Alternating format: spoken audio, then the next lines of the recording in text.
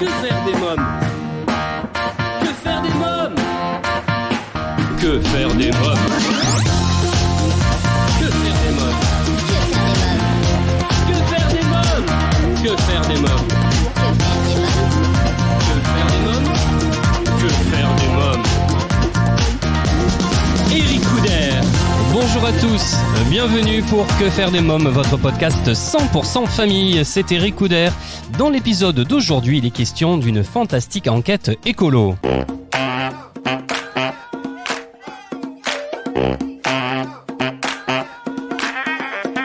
Bonjour Amandine Rousseau. Bonjour. Alors vous êtes comédienne, autrice, vous avez été pendant une dizaine d'années éducatrice spécialisée, vous réalisez régulièrement des voix off pour des documentaires, des histoires pour enfants, ainsi que pour Radio France, et vous avez également travaillé avec Thomas Bellorini dans le cadre d'ateliers pédagogiques et en tant qu'assistante à la mise en scène. Votre actualité, c'est la fantastique enquête écolo, pourquoi Blanche-Neige ne se réveille pas, actuellement au théâtre de la Contrescarpe à Paris et en tournée. Amandine Rousseau, pouvez-vous nous présenter le spectacle et peut-être nous dire pourquoi Blanche-Neige ne se réveille-t-elle pas? Alors, j'ai mis en scène le spectacle avec Émilie Létoffé, c'est une co-mise en scène, et on a fait une écriture collective. C'est-à-dire qu'en fait, on a créé ce spectacle en faisant improviser les comédiens et en repartant de leur improvisation. Donc on a fait des allers-retours et puis on a travaillé avec une dramaturge Fanny Roche aussi, et donc le spectacle il parle d'écologie parce que c'est ce dont ça nous, nous c'est quelque chose, c'est un sujet qui nous tient à cœur, et l'art peut aussi servir à ça, justement, à faire passer des messages, et on voulait créer un spectacle qui ne soit pas non plus culpabilisant mais plutôt qui donne envie de faire des choses à son échelle pour la planète. Donc on a détourné des contes, donc Blanche-Neige, Pinocchio, La Petite Sirène, qu'on a complètement modifié et changé pour parler d'écologie. Et donc c'est un spectacle très interactif où on joue aussi donc avec les enfants, avec les adultes, avec le public. Et puis c'est un spectacle qui touche les grands et les petits, parce que il y a des comme vous avez vu le spectacle, vous le savez, il y a des références vraiment qui sont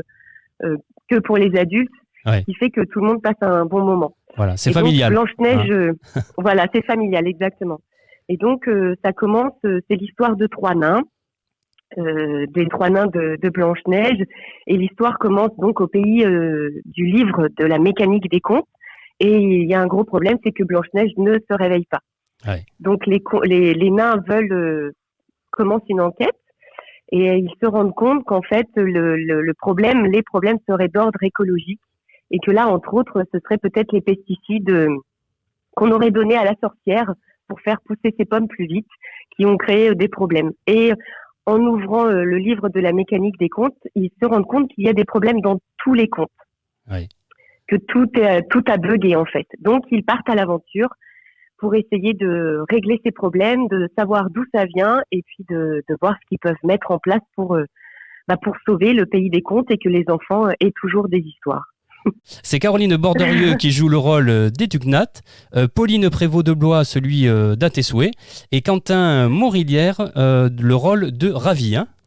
Alors, on a eu des changements. D'accord. Donc, maintenant, c'est moi qui joue en alternance avec Pauline Prévost de Blois, parce que, les comédiens, ils peuvent être sur plusieurs projets à la fois. Bien sûr. Donc voilà. Et du coup, là, moi, je joue aussi dans le spectacle, donc, le rôle d'Atesoué.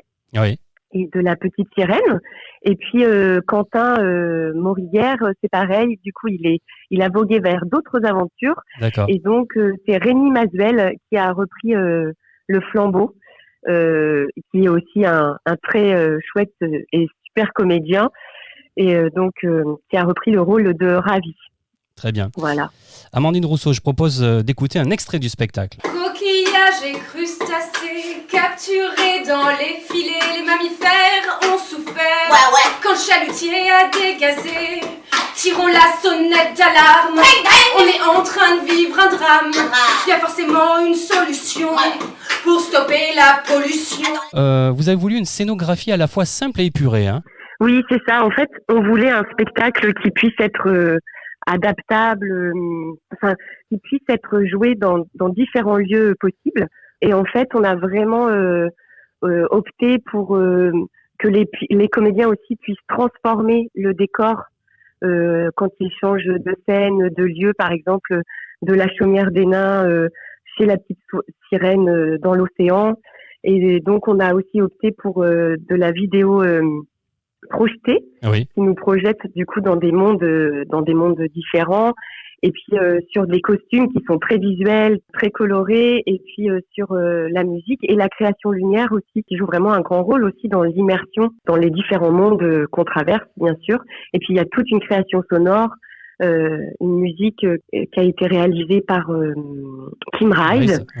Et puis voilà, et Frédéric Milano qui a aussi rajouté une création sonore pour voilà, l'océan, quand on se retrouve dans une grosse usine, mais je ne peux pas tout dévoiler. On va pas tout dévoiler, oui. La lumière est conçue par Johanna Garnier, hein. Tout à fait, voilà. Johanna Garnier. Et les costumes, c'est Émilie Létoffé. C'est ça. Votre actualité, c'est la fantastique enquête écolo « Pourquoi Blanche-Neige ne se réveille pas ?», actuellement au Théâtre de la Contrescarpe et en tournée. Merci Amandine Rousseau. Merci beaucoup à vous et puis à très bientôt. Alors les amis, est-ce que nous vous avons donné l'envie d'aller au théâtre en famille découvrir le spectacle ? En tout cas, n'hésitez pas à laisser votre avis en commentaire. Eh bien cet épisode touche à sa fin. Un grand merci à vous tous pour votre fidélité. Je vous invite dès à présent, si ce n'est pas encore fait, à vous abonner à notre newsletter sur le site officiel de l'émission www.quefairedesmoms.fr. À bientôt pour un nouvel épisode de Que faire des mômes. Bye bye.